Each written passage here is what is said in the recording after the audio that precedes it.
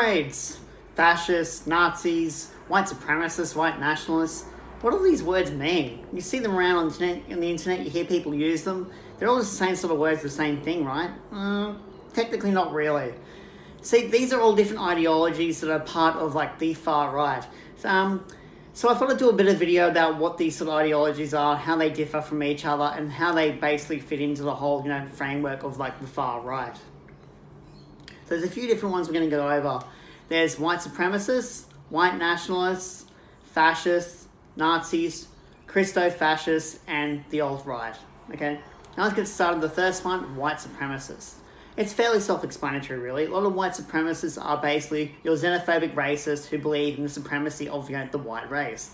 They're not only physically superior, but mentally, emotionally, spiritually, culturally, intellectually, all that sort of thing.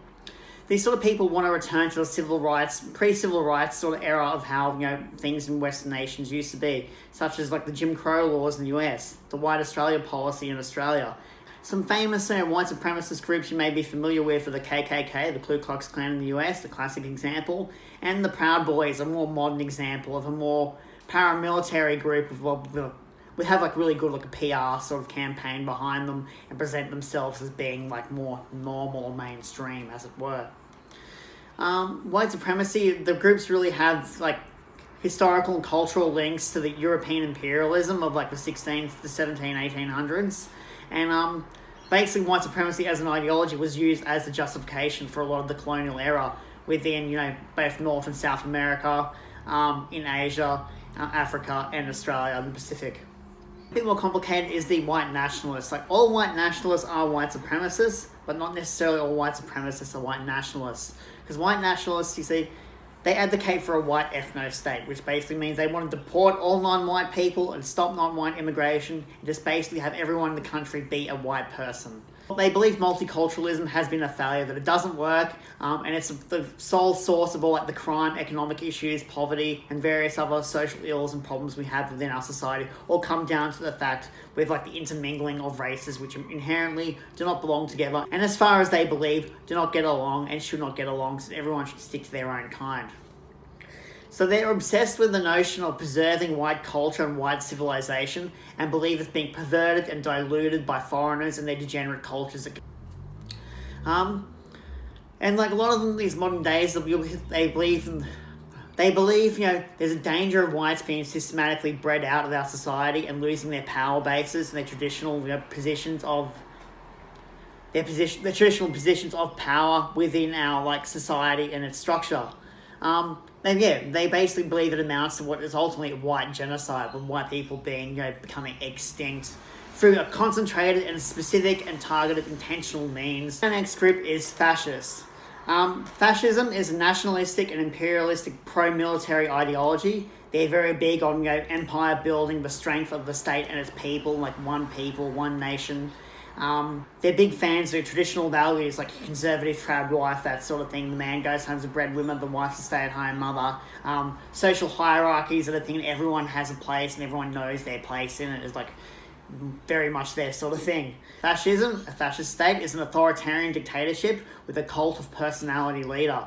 The cult of personality leader being someone who has very much like the, whole sort of like religious fervor going on with them, They're not just like a political leader, they're the boss, they're the head honcho, they're a tough guy. They're someone who has this whole like culture of idolization and like almost religious like sort of like zeal and enthusiasm behind like this person and their power and ability to lead us, no matter what. And they're based on this infallible like demigod almost like sort of thing. Some famous, cult of personality types are, Benito Mussolini, Adolf Hitler being the famous fascist ones. Joseph Stalin had quite the cult of personality around him, as did Saddam Hussein, Mao Zedong, and even to modern day, people like Donald Trump. Big part of fascism is a restriction of civil liberties, such as freedom of speech, freedom of association. It's very anti-democratic. It's one party, one state that rules. They dominate all the media, everything we can see and do. And to back that up, there's like a very paramilitary police force that oppresses the populace and reinforces the social hierarchies and like the norm of how things should be. And this often always comes as, with comes with an obsession with cultural and racial purity. There's always a denoted other. That's someone who presents an existential threat to like the culture, society, and the people that it lives in.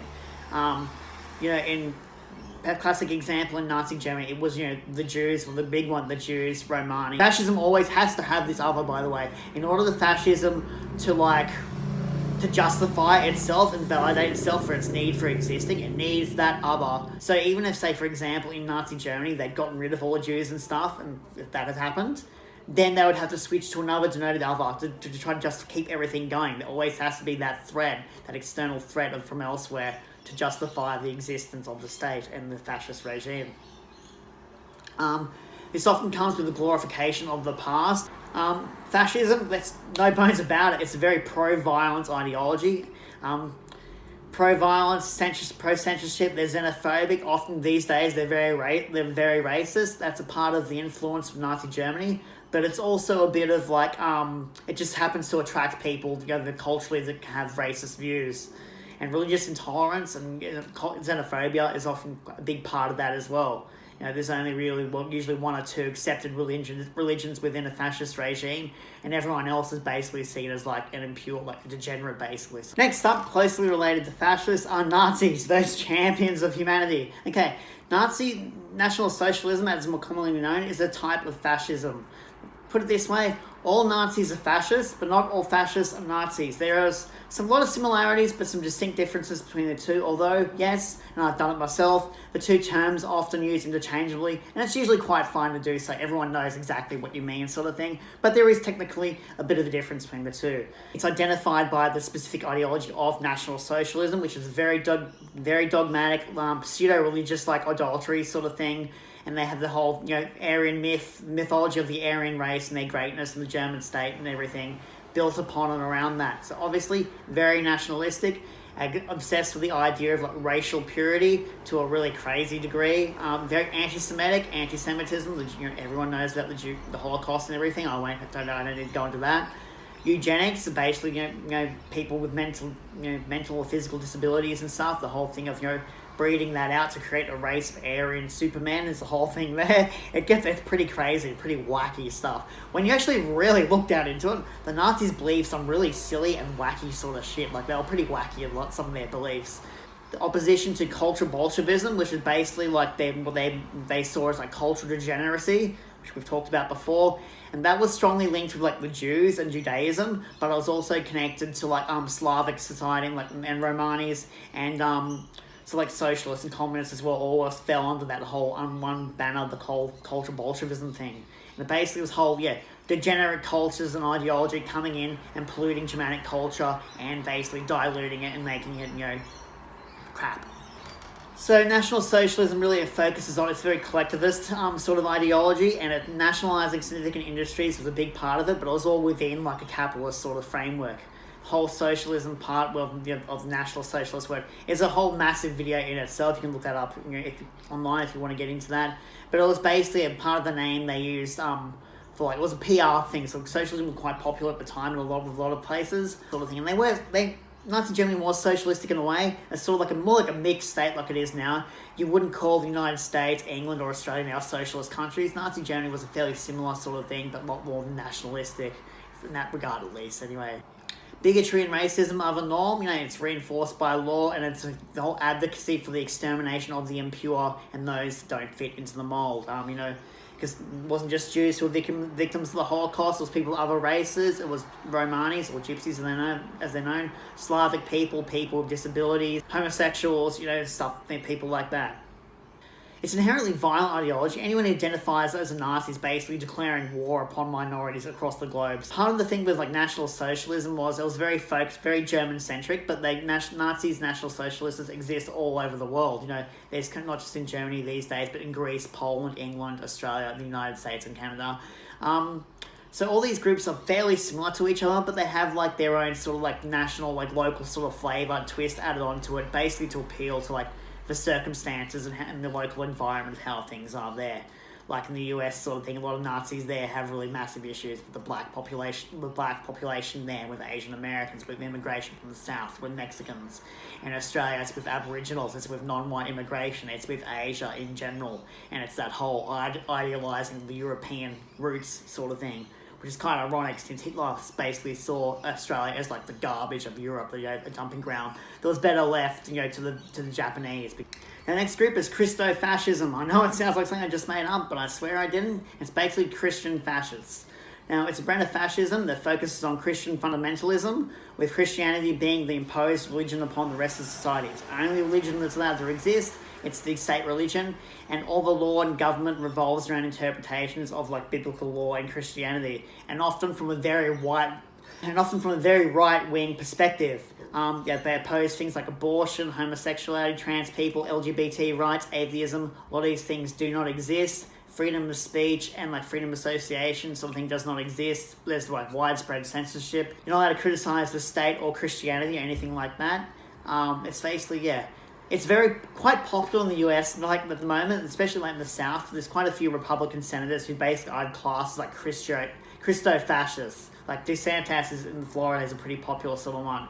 These are, as I said, they're hardcore right-wing Christians who basically use like a religious sort of like justification and validation for their very far right-wing fascist sort of ideas.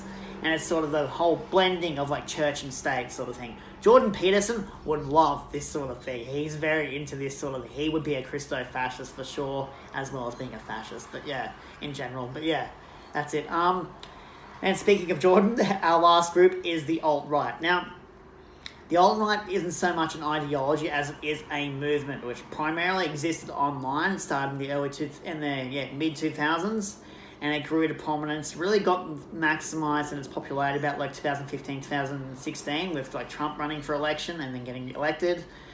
But since it largely existed online, they tried to take it from online to a real world sort of movement, and one of the things they did was the Unite the Right rally where they had in Charlottesville. That went disastrously for them. It was a really bad PR stunt, really bad move, because like the guy drove his car into a crowd of counter-protesters, a woman was killed. They were exposed to the violent, hateful bigots that they really are, and their whole efforts to appear as like more moderate, traditional, conservative sort of thing kind of like really blew up in their faces there, and a lot of people, especially people who were like fairly like indifferent, I guess, sort of thing up until then, basically started to see them for who they were, and they kind of like faded out from relevance there.